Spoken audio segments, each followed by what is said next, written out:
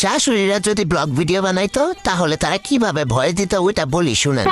সকাল 6টায় ঘুম থেকে উঠে দেখলাম আমার বৌমা এখনো ঘুম থেকে উঠেনি। রাগে তো আমার শরীরটা জ্বলে গেল। এরপর আমি রাগ করতে করতে চলে গেলাম রান্নাঘরে।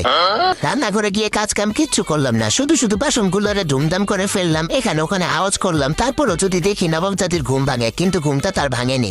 এরপর হাতার নাম করে একটু বাইরে গেলাম। বাইরে গিয়ে যার যার সাথে আমার দেখা হলো সবাইকে বলে আসলাম যে আমার বৌমা এত বেলা হয়ে গেছে এখনো ঘুম থেকে উঠে নাই।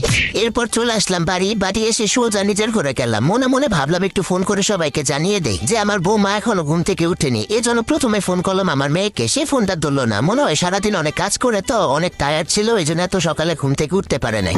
এরপর এক এক করে সবাইকে ফোন দিলাম, মাকে ফোন দিলাম, বোনকে ফোন দিলাম, আত্মীয় স্বজন যারা আছে সবাইকে ফোন দিলাম। ফোন দিয়ে সবাইকে এই সুযোগে জানিয়ে দিলাম যে আমার বৌমা এতটা বাজে এখনো ঘুম থেকে উঠে নাই। শ্বশুর শাশুড়ির প্রতি তার যে দায়িত্ব নাই এগুলো বলে দিলাম। এরপর আমি আর কি করব, টিভিটা চালিয়ে একটু টিভি দেখতে বসলাম।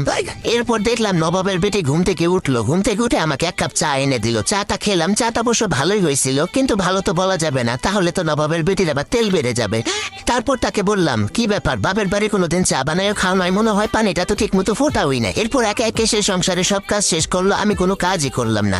আমি শুধু তার পেছন পেছন ঘুরলাম আর তার কাজের যত খুঁত আছে এগুলো ধরলাম।